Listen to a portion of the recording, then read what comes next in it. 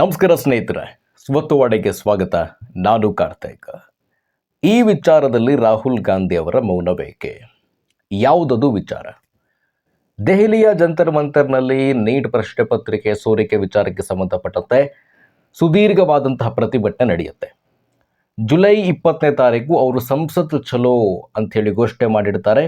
ಸಂಸತ್ ಚಲೋ ಅಂದರೆ ಜುಲೈ 20ನೇ ತಾರೀಕು ಸಂಸತ್ತಿನ ರಸ್ತೆಗಳಲ್ಲಿ ಪ್ರತಿಭಟನೆ ಹಿಂಸಾಚಾರ ಸ್ವರೂಪವನ್ನು ಪಡೆದುಕೊಳ್ಳುತ್ತೆ. ಪೊಲೀಸರು ಟಿಯರ್ ಗ್ಯಾಸನ್ನು ಪ್ರಯೋಗ ಮಾಡ್ತಾರೆ, ಫೈರಿಂಗ್ ಕೂಡ ಮಾಡ್ತಾರೆ, ಪೆಲೆಟ್ ಗನ್ನನ್ನು ಕೂಡ ಬಳಸಲಾಗುತ್ತೆ.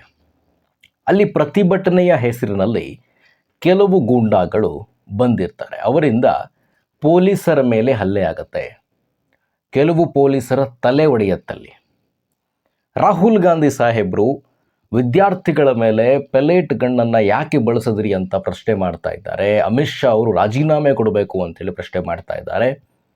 ಆ ವಿದ್ಯಾರ್ಥಿಗಳ ಮುಖವಾಡಗಳನ್ನು ಹಾಕ್ಕೊಂಡು ಬಂದಂತಹ ಆ ಗಲಭೆಕೋರರನ್ನು, ಕಿಡಿಗೇಡಿಗಳ ಬಗ್ಗೆ ಯಾಕೆ ಪ್ರಶ್ನೆ ಮಾಡ್ತಾ ಇಲ್ಲ? ಅಲ್ಲಿರುವಂಥವರೆಲ್ಲರೂ ಕೂಡ ವಿದ್ಯಾರ್ಥಿಗಳಂತೇಳಿ ರಾಹುಲ್ ಗಾಂಧಿ ಅವರು ಟ್ರೀಟ್ ಮಾಡ್ತಾ ಇದ್ದಾರೆ.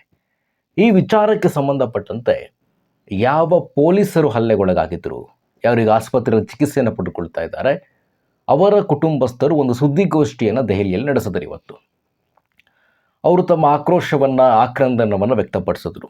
ಸುಪ್ರೀಂ ಕೋರ್ಟ್ನ ಮೊರೆ ಹೋಗೋದಾಗಿ ಕೂಡ ತಿಳಿಸಿದ್ರು. ಇನ್ನು ಇವತ್ತು 10ನೇ ದಿನದ ಸಂಸತ್ನ ಅಧಿವೇಶನ. ರಾಹುಲ್ ಗಾಂಧಿ ಸಾಹೇಬರು ಸಂಸತ್ತಿಗೆ ಬರ್ತಾ ಇರಬೇಕಾದ್ರೆ ಬಂದು ಇಳಿದಿರ ಕಾರಿನಿಂದ ಪತ್ರಕರ್ತರು ಎಲ್ಲ ಸಾಮಾನ್ಯವಾಗಿ ಪ್ರಶ್ನೆಗಳನ್ನು ಕೇಳುವಂಥದ್ದು. ಎಂದಿನಂತೆ ಪ್ರಶ್ನೆಗಳನ್ನು ಕೇಳೋಕೆ ಹೋದಾಗ ಓರ್ವ ಪತ್ರಕರ್ತ ರಾಹುಲ್ ಗಾಂಧಿಯವರಿಗೆ ಈ ಪ್ರಶ್ನೆಯನ್ನು ಮುಂದಿಡ್ತಾರೆ. ನೀವು ಪೆಲೆಟ್ ಗನ್ ವಿಚಾರಕ್ಕೆ ಸಂಬಂಧಪಟ್ಟಂತೆ ಪ್ರಶ್ನೆ ಮಾಡ್ತಾ ಇದ್ದೀರಿ. ಅಲ್ಲಿ ಪ್ರತಿಭಟನಾಕಾರರ ಮುಖವಾಡಗಳನ್ನು ಧರಿಸಿಕೊಂಡು ಬಂದಂತಹ ಗೂಂಡಾಗಳಿಂದ ಹಲ್ಲೆಗೊಳಗಾದ ಪೊಲೀಸರು, ಅವರ ಬಗ್ಗೆ ಯಾಕೆ ನೀವು ಪ್ರಶ್ನೆಯನ್ನು ಮಾಡ್ತಾ ಇಲ್ಲ? ಅವರಿಗೆ ಅನ್ಯಾಯ ಆಗಿದೆಯಲ್ಲ, ಇದ್ರ ಬಗ್ಗೆ ಯಾಕೆ ನೀವು ಮಾತನಾಡ್ತಾ ಇಲ್ಲ ಅಂತ ಕೇಳಿದಾಗ ರಾಹುಲ್ ಗಾಂಧಿ ಅವರಿಗೆ ಇದು ಔಟ್ ಆಫ್ ಸಿಲೆಬಸ್ ಕ್ವಶನ್. ಅವರ ಸಿಲೆಬಸ್ನ ಪ್ರಶ್ನೆ ಅಲ್ಲ. ಅವರ ಸಿಲೆಬಸ್ ಏನೇ ಇದ್ದರೂ ಕೂಡ ಅಲ್ಲಿ ಇದ್ದಂಥವ್ರು ಎಲ್ಲರೂ ಕೂಡ ವಿದ್ಯಾರ್ಥಿಗಳೇ. ಅಲ್ಲಿ ಇದ್ದಂಥವ್ರು ಯಾರೂ ಗೂಂಡಾಗಳಲ್ಲ. ಈ ಪ್ರಶ್ನೆಯನ್ನು ಕೇಳ್ತಾ ಇದ್ದಂತೆ ರಾಹುಲ್ ಗಾಂಧಿ ಸಾಹೇಬರಿಗೆ ಸಿಟ್ಟು ಬಂದ್ಬಿಡತ್ತೆ. ನೀನು BJPಯವನ ಅಂಥೇಳಿ ಆತನಿಗೆ ಪ್ರಶ್ನೆ ಮಾಡಿ ರಾಹುಲ್ ಗಾಂಧಿಯವರು ಮುಂದೋಗ್ತಾರೆ. ಅಂದರೆ ಈ ಪ್ರಶ್ನೆಗೆ ಉತ್ತರವನ್ನು ಕೊಟ್ಟಿಲ್ಲ ರಾಹುಲ್ ಗಾಂಧಿ ಅವರು. ಸದಾ ಸಂವಿಧಾನದ ಜಪವನ್ನು ಮಾಡುವಂಥ ರಾಹುಲ್ ಗಾಂಧಿ ಅವರು ಅದರ ಅಡಿಯಲ್ಲೇ ಬರುವಂಥ ಪೊಲೀಸರಿಗೆ ಈ ರೀತಿಯಾದಂತಹ ಹಲ್ಲೆಯಾಗಿದೆ, ಈ ರೀತಿಯಾಗಿ ಅವರ ಮೇಲೆ ದಾಳಿ ಮಾಡಲಾಗಿದೆ ಪ್ರತಿಭಟನಾಕಾರರು. ಅದನ್ನು ಅವರ ಕುಟುಂಬಸ್ಥರು ಬಂದು ಅಳಲನ್ನು ತೋಡ್ಕೊಳ್ತಾ ಇದ್ದಾರೆ. ಅದಕ್ಕೂ ರಾಹುಲ್ ಗಾಂಧಿಯವ್ರಿಗೂ ಸಂಬಂಧ ಇಲ್ಲ. ಇದು BJPಯ ಪ್ರಶ್ನೆ.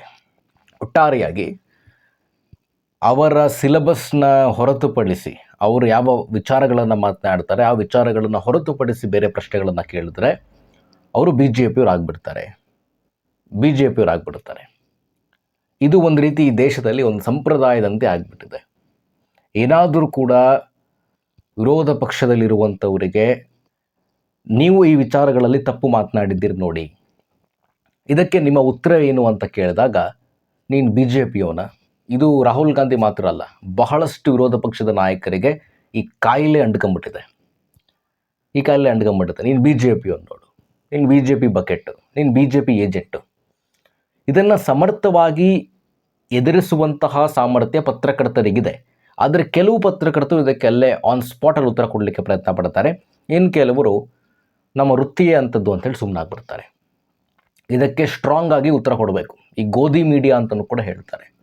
ಈ ಹಿಂದೆ ಮಾಧ್ಯಮಗಳು ಹೆಂಗಿದ್ವು, ಆಗ ಇದ್ದಂಥದ್ದು ಯಾವ ಮೀಡಿಯಾ, ಅದರ ಬಗ್ಗೆ ಕೂಡ ಚರ್ಚೆ ಮಾಡಬೇಕಾಗುತ್ತೆ. ಈಗ ವಿಷಯಕ್ಕೆ ಬರೋಣ. ಒಟ್ಟಾರೆಯಾಗಿ ರಾಹುಲ್ ಗಾಂಧಿ ಅವರಿಗೆ ಪೆಲೆಟ್ ಗನ್ ವಿಚಾರಕ್ಕೆ ಸಂಬಂಧಪಟ್ಟಂತೆ ಅಮಿತ್ ಶಾ ಅವರ ರಾಜೀನಾಮೆ ಬೇಕು. ಆದರೆ ಪೊಲೀಸರ ಮೇಲೆ ಹಲ್ಲೆ ಮಾಡಿದ್ರಲ್ಲ, ಅವರು ಯಾರು ಹಲ್ಲೆ ಮಾಡಿದ್ದಾರೆ ಅವರ ಮೇಲೆ ಕ್ರಮ ಆಗೋದಂತೂ ಬೇಡ. ಈ ನಿಲುವು ರಾಹುಲ್ ಗಾಂಧಿ ಅವ್ರದ್ದು. ಅವರು ಸ್ಪಷ್ಟಪಡಿಸ್ಬೇಕು ಇದನ್ನು. ಈ ಪ್ರಶ್ನೆಗೆ ಅವರು ಉತ್ತರ ಕೊಡಲಿಕ್ಕೆ ಬಂದಿದ್ದರೆ ಸ್ಪಷ್ಟಪಡಿಸ್ಬೋದಾಗಿತ್ತು. ಈ ಪ್ರಶ್ನೆಗೆ ಉತ್ತರಿಸದೇ ರಾಹುಲ್ ಗಾಂಧಿ ಅವರು ಪಲಾಯನ ಮಾಡಿದ್ರಲ್ಲ, ನಿಜಕ್ಕೂ ಕೂಡ ಈ ದೇಶದ ವಿರೋಧ ಪಕ್ಷದ ನಾಯಕರ ಬಗ್ಗೆ ಪ್ರಶ್ನೆ ಇಳುವಂಥದ್ದೇ. ಇನ್ನು ಈ ಕಾಕ್ರೋಚ್ ಜನತಾ ಪಾರ್ಟಿ ವಿಚಾರಕ್ಕೆ ಬರೋಣ. ಕಾಕ್ರೋಚ್ ಜನತಾ ಪಕ್ಷದ ಸಂಸ್ಥಾಪಕ ಅಭಿಜಿತ್ ದೀಪ್ಗೆ, ಆ ಪಕ್ಷದ ವಕ್ತಾರ ಸೌರಭ್ ದಾಸ್, ಇವರೆಲ್ಲರಿಗೂ ಕೂಡ ಈಗ ಕೆಲಸವನ್ನು ಕಳೆದುಕೊಂಡಿದ್ದಾರೆ. ಯಾವುದೇ ವಿಚಾರಗಳು ಕೂಡ ಸಿಗ್ತಾ ಇಲ್ಲ ಇವರಿಗೆ ಸರ್ಕಾರವನ್ನು ಟೀಕೆ ಮಾಡಲಿಕ್ಕೆ, ನರೇಂದ್ರ ಮೋದಿಯವ್ರನ್ನ ಟೀಕೆ ಮಾಡಲಿಕ್ಕೆ. ಆದರೆ ಇವರು ನರೇಂದ್ರ ಮೋದಿಯವರ ವೈಯಕ್ತಿಕ ವಿಚಾರಗಳನ್ನು ಕೆದಕ್ತಾ ಇದ್ದಾರೆ. ಅವರು ಇನ್ಸ್ಟಾಗ್ರಾಮಲ್ಲಿ ಇತ್ತೀಚೆಗೆ ಮೋದಿಯವರು ರೀಲ್ಸ್ಗಳನ್ನು ಮಾಡಿಬಿಡ್ತಾ ಇದ್ದಾರೆ. ಅವರ ಬಣ್ಣದ ಬಗ್ಗೆ, ಅವರ ಸೌಂದರ್ಯದ ಬಗ್ಗೆ ಇನ್ನು ಕೆಲವು ಪೋಸ್ಟ್ಗಳನ್ನು ನೋಡ್ತಾ ಇದ್ದೆ. ನರೇಂದ್ರ ಮೋದಿ ಗುಟ್ಕಾ ತಿಂತಾರ, ಅವರ ಹಲ್ಲುಗಳನ್ನು ನೋಡಿ, ಇದೆಲ್ಲ ಚರ್ಚೆ ಮಾಡುವಂಥ ವಿಷಯನ, ಇದು ಚರ್ಚೆ ಮಾಡುವಂಥ ವಿಷಯನ. Coming back to the cockroach Janata party.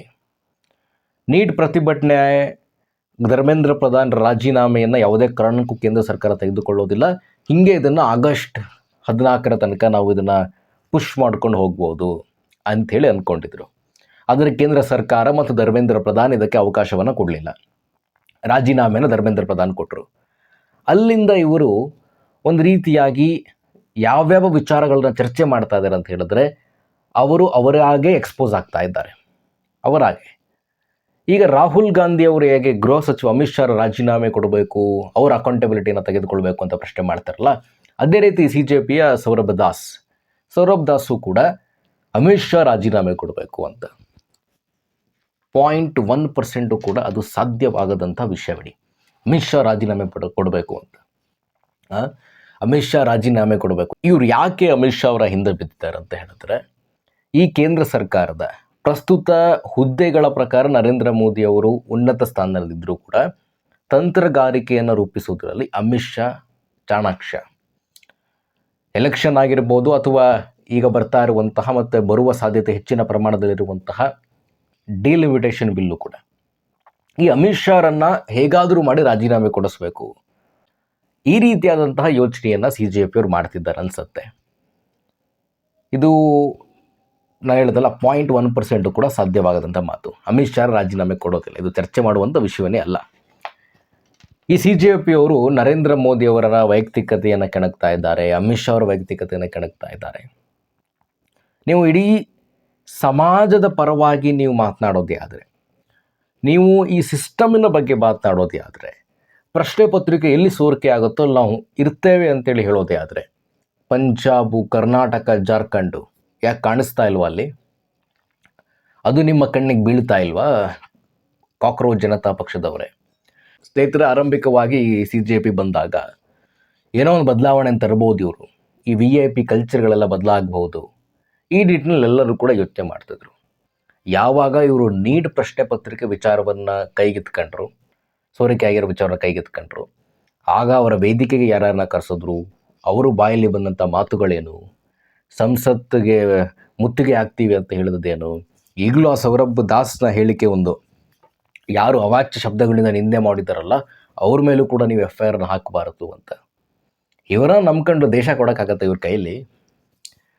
ನನ್ನ ಮುಂದಿನ ಮತ CJPಗೆ ಅಂಥೇಳಿ ಕೆಲವರು ಹೇಳ್ತಾ ಇದ್ರಲ್ಲ, ಇಂಥವರಿಗೆ ನಾವು ದೇಶ ಕೊಡೋಕ್ಕಾಗತ್ತಾ ಮುಂದೆ?